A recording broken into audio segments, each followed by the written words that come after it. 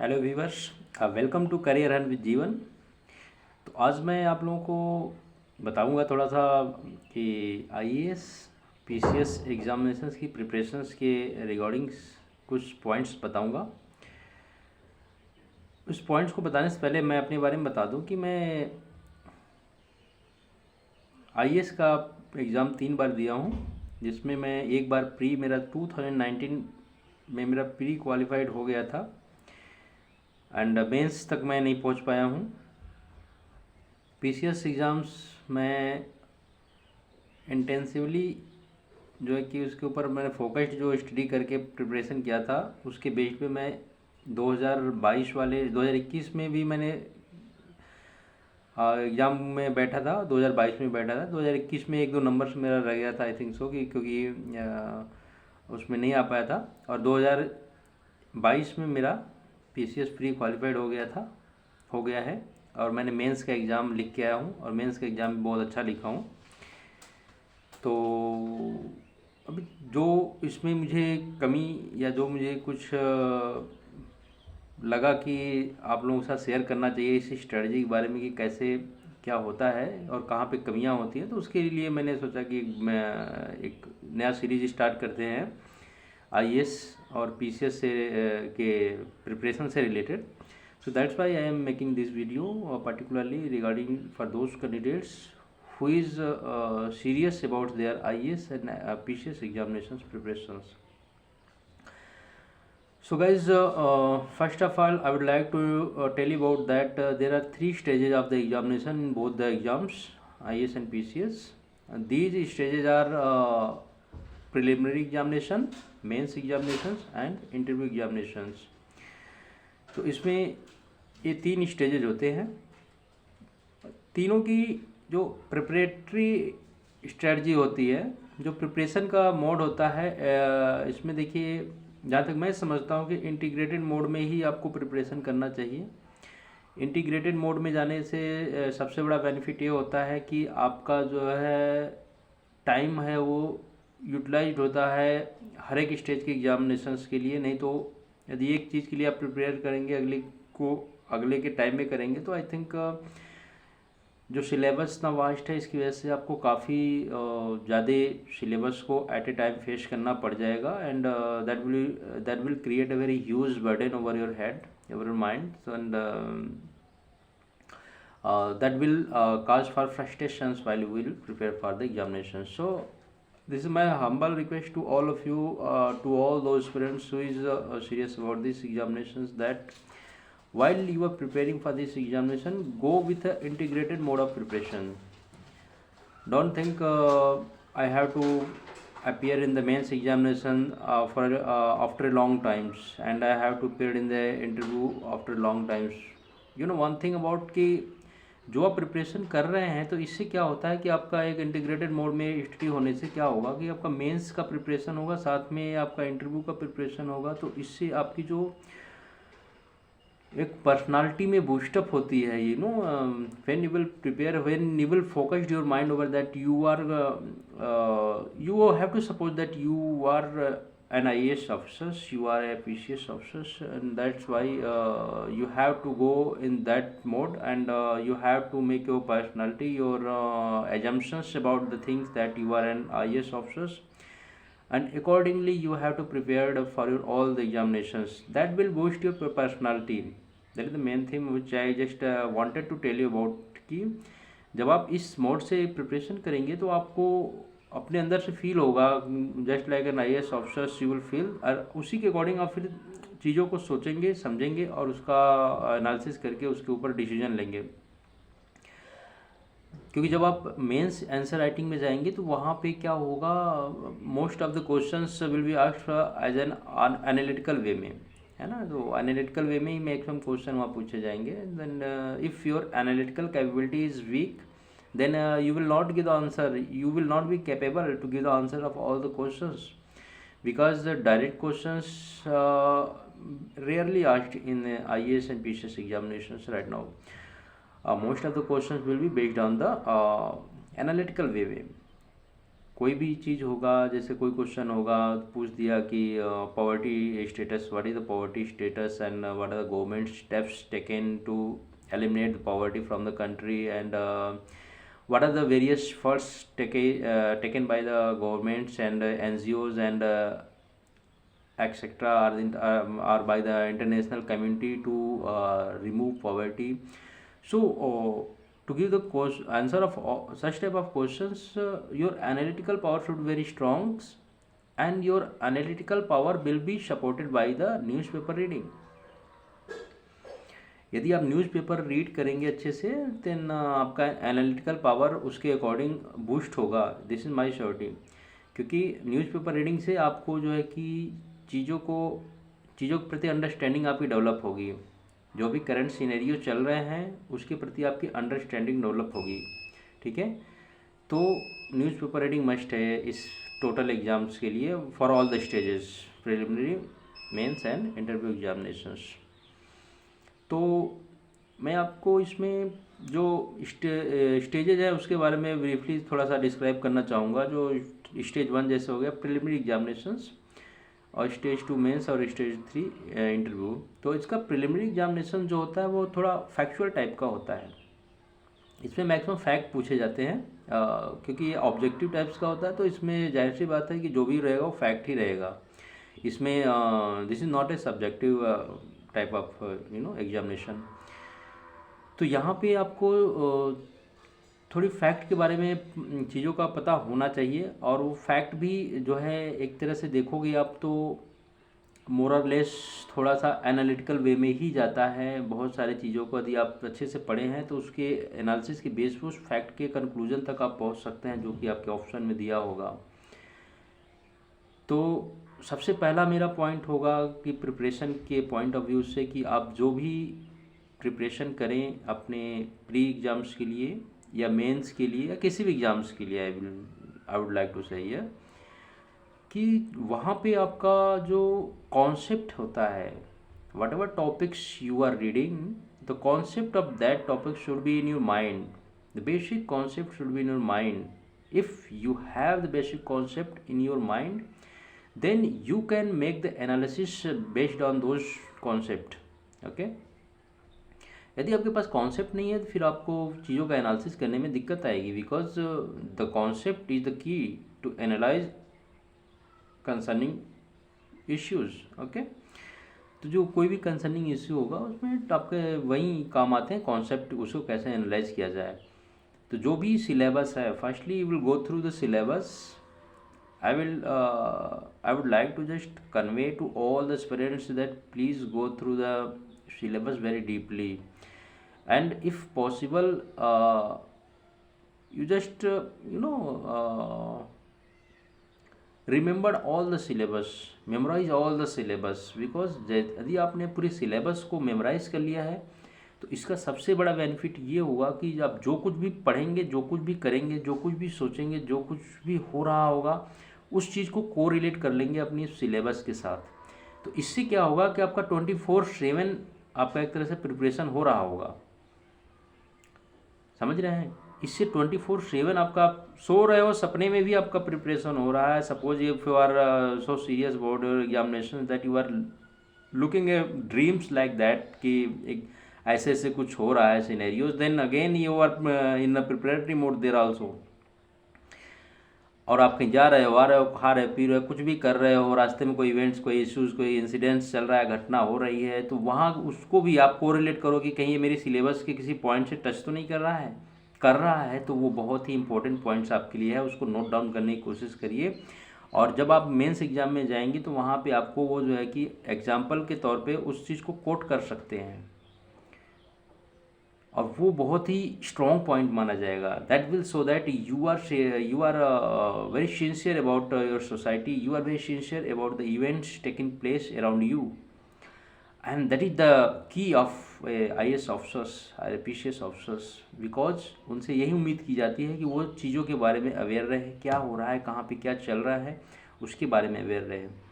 तो मेरा first point है कि आप जो है इसको सिलेबस को बहुत ही फर्स्ट पॉइंट था मेरा कॉन्सेप्ट, कि आपके कॉन्सेप्ट क्लियर होने चाहिए किसी भी टॉपिक का। सेकंड पॉइंट मेरा ये होगा कि सिलेबस, यदि आप सीरियस कैंडिडेट हैं तो I think it will not be very hard to remember the complete syllabus. Even it may take 1 week to remember all the syllabus, but please go through remembering all the syllabus. If once you have just remembered all the syllabus, then you will find your course of preparation will be very easy, because you are not to just turn around your papers, your syllabus physically or through your applications, mobile applications, etc.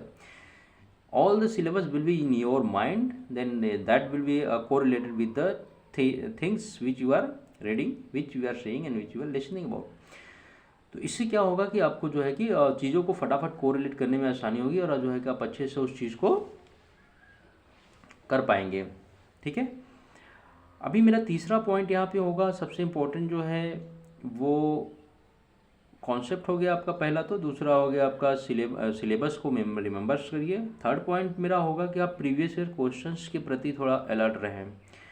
आप जो है previous year के at least 4 to 5 years, I think more than sufficient, 4 to 5 years तक के questions paper को एक बार देख लीजिए। चाहे आप प्री एग्जाम्स देने जा रहे हैं, मेंस देने जा रहे हैं, आप दोनों ही एग्जाम्स के लिए आप प्रीवियस ईयर क्वेश्चंस पेपर देख के जाइए। प्रीवियस ईयर क्वेश्चन पेपर देखने से सबसे बड़ा बेनिफिट क्या होता है, वो ये है कि आपको एक ट्रेंड्स का पता चलता है कि अभी लेटेस्ट में क्या ट्रेंड्स चल रहा है, क्वेश्चन के पैटर्न्स का, कैसे क्वेश्चन पूछे जा रहे हैं। जैसा कि मैं अपना बताऊं, मैं पिछले जो 2021 के एग्ज़ाम्स दिया था उसमें थोड़ा मैं पढ़ाई अच्छे से किया था, नंबर भी मेरा कंपैरेटिवली 2022 वाले से थोड़ा ठीक आया था, और बट उसमें मेरा प्री नहीं निकल पाया क्योंकि मैं आर्मी बैकग्राउंड से था। तो फर्स्ट तो यही रीज़न है कि मेरे पास थोड़ी टाइम की शॉर्टेज थी, मैं आर्मी में था, तो वहाँ पे there are lack of time there, तो मैं टाइम उतना नहीं दे पाता था। तो जो भी हमारे पास टाइम होता था उसी को मैनेज करके मैं अपनी करता था तैयारी, तो उसमें थोड़ा सा मेरे पास टाइम का कमी की वजह से मैं उस लेवल तक का प्रिपरेशन नहीं कर पाया था। फिर जब मैं अभी 2022 का मैंने जो एग्ज़ाम्स दिया, तो इसमें मैंने पिछले साल की तुलना में कंपैरेटिवली मैंने पढ़ाई कम किया था, बट मुझे ट्रेंड्स पता चल चुका था पिछले 2 एग्ज़ाम्स को देने से, 2021 के एग्ज़ाम्स को ये सब देने से मुझे एक ट्रेंड्स का पता आइडिया लग चुका था, और मैं सब कुछ नहीं पढ़ता था, मैं उसी ट्रेंड्स के पीछे भागता था कि आपके जैसे क्वेश्चंस हो गए, एक जो इंडेक्सेस होते हैं, डेवलपमेंट इंडेक्सेस, या जो इंटरनेशनल बॉडीज़ के इंस्टीट्यूशंस अपना इंडेक्स जारी करती है, उससे रिलेटेड एक क्वेश्चन होगा, जैसे कि हंगर इंडेक्स वगैरह एक्सेट्रा। फिर एक नोबेल प्राइज़ से रिलेटेड कोई एक क्वेश्चन पूछ देता है। फिर उसके बाद जो आपकी इकोनॉमी से रिलेटेड इंफ्रास्ट्रक्चर प्रोजेक्ट्स के ऊपर क्या क्या इंफ्रास्ट्रक्चरल प्रोजेक्ट्स चल रहे हैं उसके ऊपर क्वेश्चन पूछ देता है। फिर आपके कुछ एक ज्योग्राफी से, कुछ हिस्ट्री से फिक्स क्वेश्चन है, हिस्ट्री वगैरह में जो होगा, कुछ मॉडर्न से, कुछ जो है कि मिडिवल इंडिया से, कुछ एक एंशिएंट इंडियन से। तो इस तरह से क्वेश्चन पूछ, इसका ट्रेंड्स मुझे पता चल चुका था कि, और उसमें भी बुद्धिज़्म वाला एक पोर्शन बहुत ही फेमस है, जो उसमें कि मोर और लेस हर साल क्वेश्चन आता ही आता है, तो उस पर्टिकुलर सेक्शन को देख लो। फिर उसके बाद जो है कि आपका इसमें पॉलिटी का कुछ फिक्स क्वेश्चन है, तो पॉलिटी आप पढ़ लो, तो आप, और पॉलिटी में थोड़ा ज़्यादा पढ़ लिया हूँ आई थिंक, इसलिए मैं पॉलिटी अभी फ़िलहाल में उसके ऊपर बहुत कम फोकस कर रहा हूँ। फिर भी मेरा चूँकि बेस स्ट्रॉन्ग है तो मुझे उसमें कोई दिक्कत नहीं आती है। तो ओवरऑल मैंने जो है कि इन्वायरमेंट है, शंकर IAS की इन्वायरमेंट पढ़ लीजिए। तो ओवरऑल मैंने इस बार बहुत कम पढ़ाई किया था, बट उसके बावजूद भी मेरे नंबर ओवरऑल ठीक थे, क्योंकि इस बार का कट ऑफ थोड़ा सा डाउन गया था, क्योंकि पिछली बार से थोड़ा टफ पेपर था, तो मेरे नंबर 1-2 नंबर कम आए थे, लेकिन मैं कम पढ़ के भी उस लेवल तक पहुंच पाया और मैं कट ऑफ क्लियर किया और मेंस एग्ज़ाम दे के आया। तो वही मैं बताना चाह रहा हूँ कि ये सब पॉसिबल होता है, आप ट्रेंड से पता चल जाएगा। आप देखोगे पिछले 2-4 साल का क्वेश्चन उठा के, तो आपको एक ट्रेंड सा पता चलेगा कि UPSC या जो है कि स्टेट पब्लिक सर्विस कमीशन किस टाइप के क्वेश्चन फ्रेम कर रही है, उनका फोकस एरिया किधर है।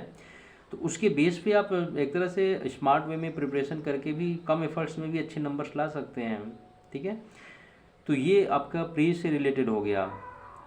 कॉन्सेप्ट क्लियर करिए, सिलेबस देखिए, प्रीवियस ईयर क्वेश्चन देखिए, और फोर्थ मेरा पॉइंट इसमें होगा है कि मॉक टेस्ट। तो आप मॉक टेस्ट लगाइए प्री एग्ज़ाम से, इसमें मॉक टेस्ट लगाइए, प्री एग्ज़ाम्स क्वालिफाई हो जाते हैं, मेंस में जाते हैं, उसमें सेम उसके लिए भी है, मॉक टेस्ट लगाइए, राइटिंग प्रैक्टिस करिए। सफलता का सबसे बड़ा राज है इस दोनों एग्ज़ाम्स में राइटिंग, ठीक है।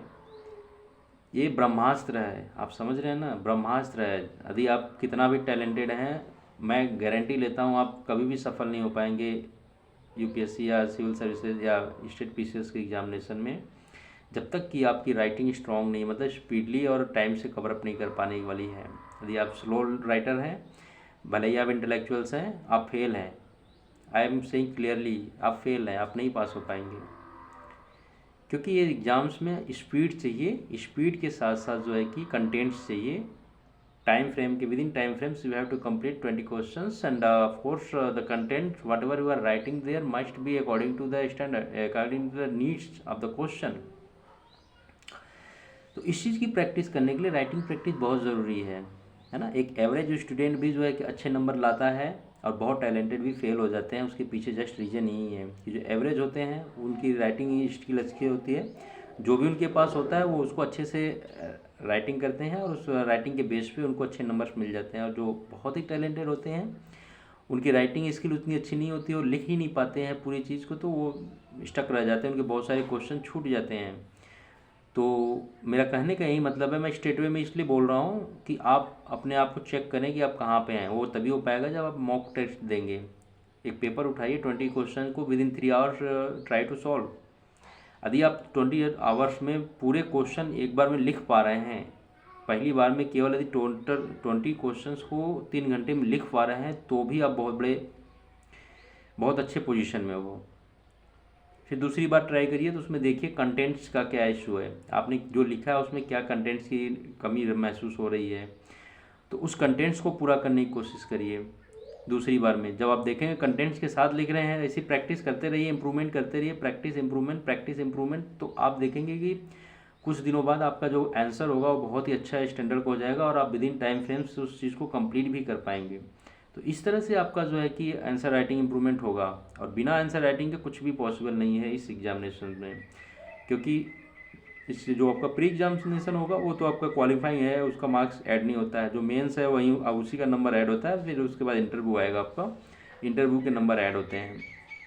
तो यदि आपने प्री में मेंस में अच्छे खासे नंबर ले लिए हैं, तो इंटरव्यू में नॉर्मल नंबर लेके भी आप अच्छे रैंक तक जा सकते हैं, अच्छी पोजीशन, अच्छे पोस्ट को आप एक्वायर कर सकते हैं।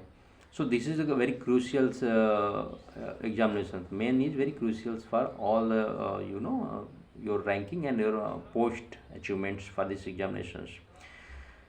फिर उसके बाद मेंस का हो गया, प्री का हो गया, मेंस का मैंने बता दिया कि सब कुछ वही है जो प्री में करना है। इसमें आंसर राइटिंग के ऊपर बहुत ज़्यादा फोकस करनी है, स्किप नहीं करना है। दिल नहीं करेगा लिखने का, मुझे पता है, लिखने बैठोगे थोड़ी देर बाद जो है कि मन, हाथ थक जाएगा, मन थक जाएगा, बट उसके बाद ही असली तैयारी शुरू होती है। जब आपका हाथ और मन दोनों थक जाए, उसके बाद यदि आप लिख रहे हो, समझ लो कि आप विनर हो। ये मेरा एक्सपीरियंस है, ठीक है।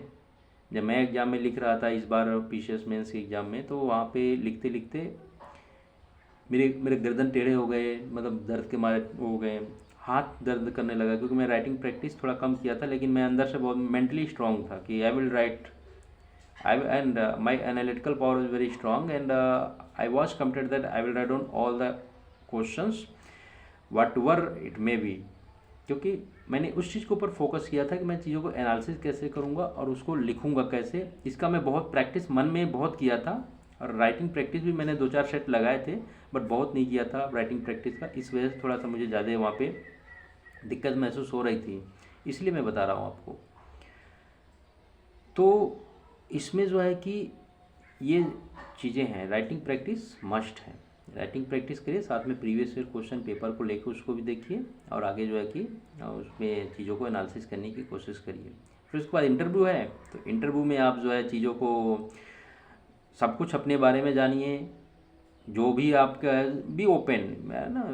One thing about interview is nothing but just it is a personality test. ये नहीं है कि आपके नॉलेज का टेस्ट यहाँ नहीं हो रहा है, आपकी पर्सनालिटी का टेस्ट होगा, आपके अंदर कॉन्फिडेंस लेवल चेक किया जाएगा। मेरे हिसाब से इंटरव्यू का सबसे जो खास पॉइंट है वो है आपका कॉन्फिडेंस लेवल। हर एक सिचुएशन में आप अपने कॉन्फिडेंस को कैसे मेंटेन कर पा रहे हैं, दैट इज़ द की फॉर द इंटरव्यू ना।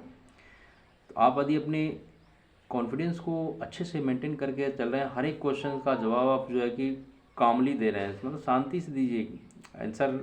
कोई भी सिचुएशन हो वहाँ पे आपको हेजिटेट करने की ज़रूरत नहीं है, घबराने की ज़रूरत नहीं है, उसका शांति से यदि जवाब दे रहे हैं तो मेरे हिसाब से आपका कॉन्फिडेंस लेवल अच्छा है। क्वेश्चन को सुनिए, समझिए, यदि इस आंसर दे पा रहे हैं तो दे दीजिए, नहीं दे पा रहे हैं तो उसको शांति से ही बोल दीजिए, sorry sir I don't know, sorry sir मुझे पता नहीं इसके बारे में, सॉरी सर मैं इसके बारे में आगे पढ़ के जानने की कोशिश करूँगा। ठीक है, आ रहा है तो बताइए, घबरा मत जाइए कि मेरे 4 क्वेश्चन तो मैंने कंटिन्यूसली सॉरी सर नहीं पता, sorry sir I don't know कर दिया, अब तो मेरा इंटरव्यू गया। आपके चेहरे पे वो एक्सप्रेशन दिख जाएगा। यहाँ पे आपकी नॉलेज का टेस्ट नहीं हो रहा है, यहाँ पे आपका जो है कि under pressure what is your situation, है ना, under pressure what is your confidence level, that is going to be checked here. And there are 2 methods through which you will be checked by the interviewing boards, and those methods are your verbal and non-verbal communications. So verbal communications तो वही हो गया जो बातचीत के द्वारा आपसे आपके कॉन्फिडेंस लेवल को चेक किया जाएगा कि आप कैसे आंसर दे रहे हैं। और नॉन वर्बल कम्युनिकेशन में होता है कि under pressure so what is your physical exposure, whatever physical exposure you will show in front of your interviewing board, so that will show that how much confidence you have in you when you are in a stress mode. When there are the circumstances of stress, then how much you are confident into that scenario. ये आपके physical exposure से पता चल जाएगा, आपके चेहरे का रंग उतरना या पसीना आना या आपको हाथों का या पैरों का हिलना डोलना या गर्दन का हिलना डोलना या आपकी बाणी का डाउन या अप होना, these are all the signs of you can say the stress. तो इन सब चीज़ों को बैलेंस रखना है। You are there for being tested by the board, तो don't be hesitate, be simple, जितना सिंपल हो सके उतना सिंपल बन के वहाँ जाइए, अच्छे से आंसर दीजिए, आप देखेंगे कि आपका इंटरव्यू भी अच्छा होगा।